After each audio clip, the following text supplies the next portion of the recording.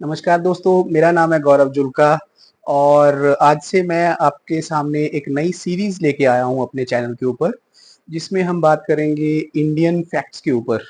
India की history की बातें करेंगे, इंडिया की पॉलिटी की बातें करेंगे और बहुत सारी इंटरेस्टिंग जानकारी इस चैनल के ऊपर हम आपके साथ शेयर करेंगे।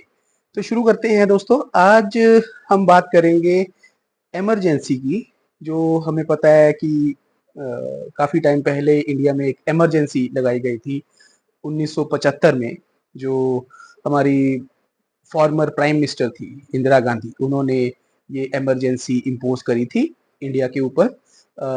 और उस इमरजेंसी में बहुत सारे हमने इंसिडेंट्स देखे, जिसमें हमने देखा कि बहुत सारे जो ऑपोजिशन लीडर्स थे उनको जेल में डाल दिया गया, मीडिया के ऊपर बहुत सारी रेस्ट्रिक्शंस करी गई। तो उसमें देखते हैं कि वो इमरजेंसी, आज हम बात करेंगे कि वो इमरजेंसी इंदिरा गांधी को लगानी क्यों पड़ी, उस इमरजेंसी के तात्कालिक कारण क्या थे, इमीडिएट रीजंस क्या थे और वो इमरजेंसी खत्म कैसे हुई। तो उसके ऊपर अभी हम बात करते हैं। दोस्तों, ये कहानी शुरू होती है जब जनरल इलेक्शंस हुए थे इंडिया में 1971 में। तो जो कांग्रेस पार्टी है, इंदिरा गांधी की कांग्रेस पार्टी है, थी, वो तो बहुत ही बड़ी मेजोरिटी से जीत के आई थी। और इंदिरा गांधी जो जीत के आए थे, वो जीत के आए थे रायबरेली की सीट थे। तो उस इलेक्शन के संदर्भ में जो उनका ऑपोजिशन पार्टी का पर्सन था, जो कंटेस्टेंट था, उसने एक court case Allahabad high court में किया हुआ था। उसका आरोप था कि जो इंदिरा गांधी जी इस इलेक्शन में जीत के आई हैं, वो उन्होंने कुछ अनकॉन्स्टिट्यूशनल मेथड यूज करे हैं, ब्राइबरी यूज करी है और इलेक्शंस में उन्होंने जो सरकारी मशीनरी है उसको मिसयूज किया है, कि सरकारी अफसरों को अपने चुनाव प्रचार के लिए यूज किया है। तो बहुत सारे ऐसे आरोप थे और वो केस चल रहा था 1971 में। जब इलेक्शन हो गए, इंदिरा गांधी की पार्टी जीत के आ गई, इंदिरा गांधी जी हमारी प्रधानमंत्री बन गई और वो केस हाई कोर्ट में चलता रहा। और जो वो ऑपोजिट कंटेस्टेंट था, उनका नाम था राज नारायण जी। तो ये केस था इलाहाबाद हाई कोर्ट में चल रहा था, राज नारायण वर्सेस इंदिरा गांधी। तो उसकी जो जजमेंट थी वो आई 12 जून 1975 को, जिसमें जस्टिस जगमोहन लाल जी ने कहा कि भाई, ये जो आरोप हैं उसमें करप्शन के चार्जेस तो उन्होंने खारिज कर दिए, पर ये कहा कि ये तो लगता है कि भाई इंदिरा गांधी ने कुछ ऐसे मेथड यूज किए हैं जो मिसयूज ऑफ सरकारी मशीनरी में आता है।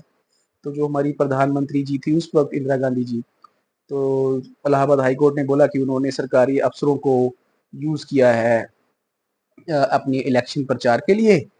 तो ये एक माल प्रैक्टिस में आता है, ये चुनावों की माल प्रैक्टिस में आता है। तो उसको इस चीज का दोषी करार किया गया।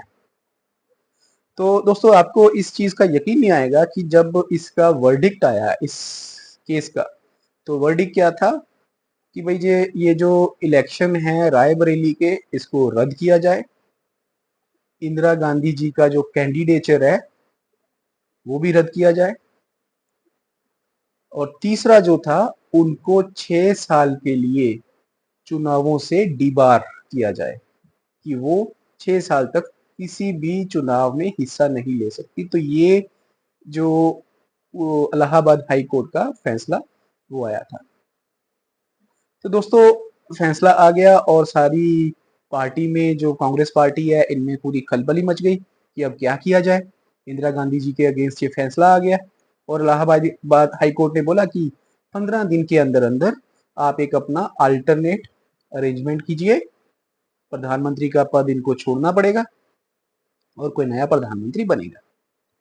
तो ये जो जजमेंट का दिन 12 जून 1975 की बात है और 15 दिन के अंदर अंदर, मतलब 27 जून 1975 को इंदिरा गांधी जी को इस्तीफा देना था और कोई नया प्रधानमंत्री बनना था। तो पूरी कांग्रेस पार्टी में प्लानिंग चलती रही कि अब क्या किया जाए।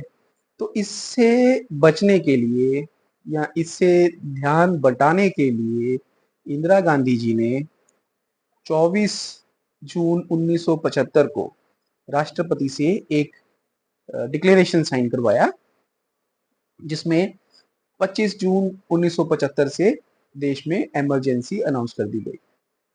उसमें यह कहा गया कि देश के अंदर आंतरिक सुरक्षा कारणों से इमरजेंसी इम्पोज की जा रही है, और ये इमरजेंसी ऑलमोस्ट 2 साल तक चली, जो 25 जून 1975 को लागू हुई और 21 मार्च 1977 को तक चलती रही। इस दौरान जो ये केस था इंदिरा गांधी जी के ऊपर, जिसमें वो हार गई थी और जिसमें इलाहाबाद हाई कोर्ट ने ये जो वर्डिक्ट दिया था कि भाई इंदिरा गांधी जी को पद छोड़ना पड़ेगा और 6 साल तक वो इलेक्शन नहीं लड़ सकती, उस केस की अपील भी उन्होंने सुप्रीम कोर्ट में करी थी। सुप्रीम कोर्ट ने उस केस के ऊपर अभी जो है स्टे लगाया हुआ था कि जब तक हम पूरी इस चीज की सुनवाई ना कर लें, वो जो फैसला है इलाहाबाद हाई कोर्ट का, उसको ऑन होल्ड रखते हैं। तो इंदिरा गांधी जी ने क्या किया कि सारे के सारे विपक्ष को मीसा के अंडर जो कानून है internal security act, maintenance of internal security act के अंडर, बाकी सारी के सारे विपक्ष के नेताओं को जेल में डाल दिया, और जो मीडिया है, प्रेस है, उसके ऊपर भी बहुत सारे रेस्ट्रिक्शंस लगाए गए। इंदिरा गांधी की जो पूरी टीम थी संजय गांधी जी के साथ, उन्होंने वो पूरे रेस्ट्रिक्शंस अप्लाई किए और वो इधर उधर सब लोगों को डराते धमकाते रहे। पर सबसे जो भयानक चीज हम इस इमरजेंसी की कह सकते हैं, उस टाइम पे जो हुई इन 2 सालों के बीच जो इमरजेंसी चल रही थी, जून 1975 से लेके मार्च 1977 तक ये जो पूरी इमरजेंसी चली, उसमें इन्होंने संविधान के ही संशोधन कर डाले। जो 42nd अमेंडमेंट किया इंदिरा गांधी जी ने संविधान का, उसमें ये प्रावधान रखे गए कि सुप्रीम कोर्ट, हाई कोर्ट की सारी पावर्स को कम कर दिया गया। बहुत सारी पावर्स पार्लियामेंट के प्रधानमंत्री के हाथ में आ गई। तो इस ये एक पूरी की पूरी मतलब जो सिविल लिबर्टीज थी भारत के अंदर, उनको पूरी तरह से खत्म करने की इसमें कोशिश करी गई। तो इसी दौरान जो सुप्रीम कोर्ट में इंदिरा गांधी जी का केस चल रहा था, तो जब नेक्स्ट हियरिंग आई 7 नवंबर 1976 में, तो जो इंदिरा गांधी जी के वकील थे, उन्होंने कोर्ट में जाके सबमिशन दिया कि जी जो सुप्रीम कोर्ट का जब बेंच था उसके सामने ये सबमिशन किया कि आप तो ये सुनवाई कर ही नहीं सकते। तो सुप्रीम कोर्ट के जो जजेस थे, उन्होंने कहा कि भाई क्यों, आप मजाक कर रहे हैं क्या, हम क्या कैसे नहीं कर सकते ये सुनवाई जब इलाहाबाद हाई कोर्ट का ऑर्डर है उसके ऊपर हमारी जुरिस्डिक्शन है। कहते नहीं जी, जो जब से आपने स्टे लगाया है और आज तक के बीच पिछले 1 साल से ज्यादा जो पीरियड था, उसके अंदर संविधान में संशोधन हो चुका है और उसमें ये कहा गया है कि इलेक्शन के मामले में, खास करके जहां पे प्रधानमंत्री या लोकसभा के स्पीकर इन्वॉल्व हों, उनकी सुनवाई का ज्यूरिस्डिक्शन किसी भी कोर्ट के अंडर नहीं आता, और कोई भी कोर्ट इस तरह की सुनवाई या किसी तरह का फैसला नहीं दे सकता। और इस जो प्रावधान को संविधान के संशोधन के अंडर 42nd अमेंडमेंट जिसको बोला जाता है, उसके अंडर रेट्रोस्पेक्टिवली डाला गया कि शुरू से ही जब से भारत आजाद हुआ है ये प्रावधान लागू रहेगा। तो ये सरासर एक तरह का जो इंदिरा गांधी जी के ऊपर जो एक दोषी होने का मामला था, उससे बचने के लिए इन्होंने ये किया, पूरी तरह से संविधान के परखच्चे उड़ा दिए, लोकतंत्र के परखच्चे उड़ा दिए, और उस केस से वो बच गए और वो केस खारिज हो गया। जो सुप्रीम कोर्ट था, उन्होंने देखा कि भाई ये तो अब चेंज हो चुका है पूरे का पूरा संविधान, तो इसमें अब हमारा कोई ज्यूरिस्डिक्शन है ही नहीं और हमें तो इससे अब इसको केस को खारिज ही करना पड़ेगा, और इंदिरा गांधी जी इसमें बच गए। तो बाद में ये जो 42nd अमेंडमेंट और बहुत सारे अमेंडमेंट जो इमरजेंसी के दौरान इंदिरा गांधी जी ने किए थे, तो विपक्ष ने, मोरारजी भाई देसाई थे, जेपी मूवमेंट चल रहा था उस टाइम पे, बट ये लोग सब लोग जेलों में थे, पर इन्होंने जनता से वायदे किए थे कि ये जो संविधान के परखच्चे उड़ाए गए हैं, लोकतंत्र के इन्होंने परखच्चे उड़ाए हैं, उसको हम रिवर्स करेंगे जब हम पावर में आते हैं। और जब 1977 में जब चुनाव हुए इमरजेंसी खत्म होने के बाद, तो उन्होंने 43rd अमेंडमेंट किया, 44th अमेंडमेंट किया और बहुत सारी चीजें जो इंदिरा गांधी ने क्षति पहुंचाई थी भारत के संविधान को, उसको रिवर्स करा। पर एक चीज इसमें देखने को आती है कि जब इमरजेंसी लगी हुई थी 1975 जून से मार्च 1977 के बीच, तो फिर अगर हम ये देखें कि इंदिरा गांधी जी ने अपनी पावर यूज करके संविधान में और चेंजेस क्यों नहीं किए, क्योंकि इसका एक पैरेलल हमें बांग्लादेश में मिलता है जहां पे शेख मुजीबुर रहमान भी इलेक्टेड प्राइम मिनिस्टर थे। और वो जब 1973-74 में बांग्लादेश में फेमिन आया, तो उसके बाद उन्होंने भी 1974 में 1974 में बांग्लादेश में इमरजेंसी लगाई थी। तो जो भारत में 1975 में जो इमरजेंसी लगी, क्योंकि इंदिरा गांधी जी भी इस चीज को देख रहे थे कि वो वहां पे बांग्लादेश में क्या कुछ हो रहा है, तो वो उसी को एक तरह से पैरेलल्स में चल रहा था।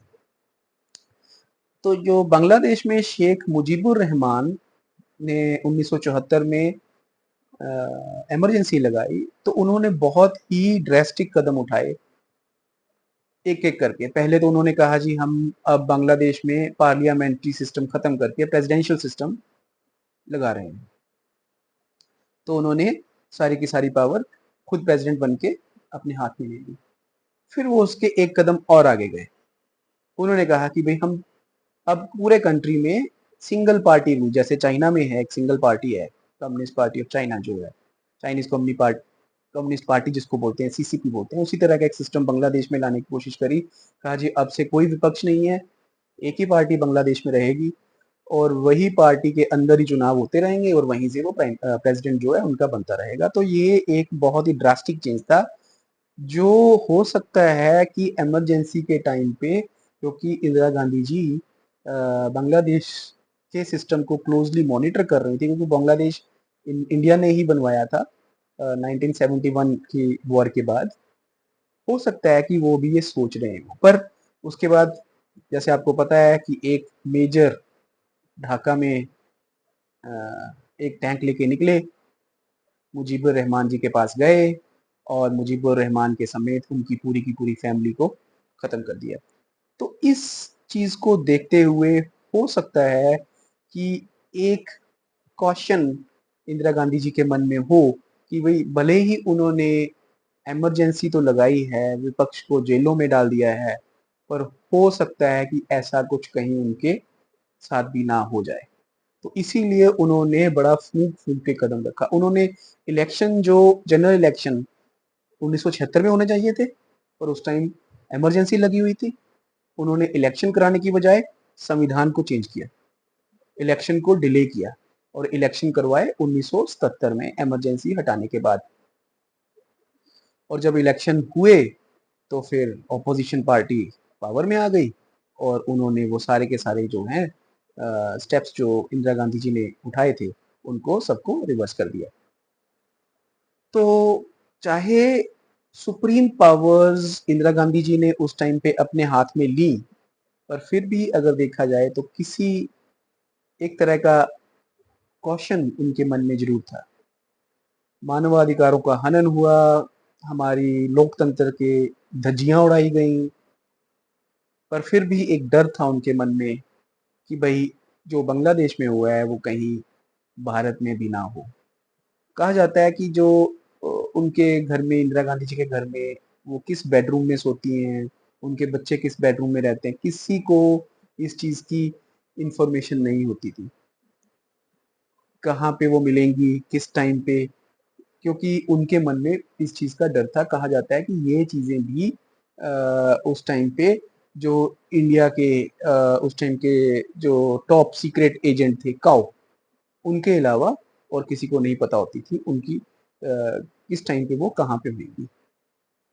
तो दोस्तों इमरजेंसी तो उन्होंने लगाई, कांग्रेस ने लगाई, अपनी मनमानी करी, बहुत सारे संविधान में संशोधन किए, पर आज हम जैसे देखते हैं उन्हों उनकी क्या हालत है, उस पार्टी की क्या हालत है।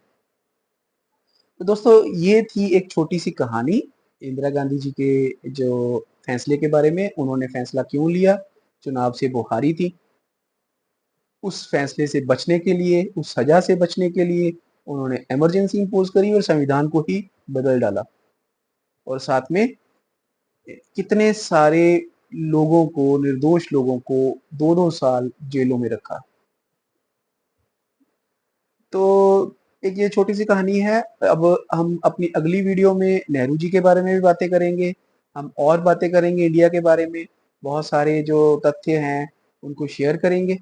आप भी कमेंट्स में लिखिए आप इस टॉपिक के बारे में क्या सोचते हैं, आपके क्या विचार हैं, आपको ये वीडियो कैसी लगी, उसका मुझे अपना फीडबैक ज़रूर दीजिएगा। इस चैनल को लाइक कीजिए, सब्सक्राइब कीजिए और चैनल का लिंक शेयर कीजिए। अब तक के लिए इतना ही। धन्यवाद। जय हिंद। वंदे मातरम।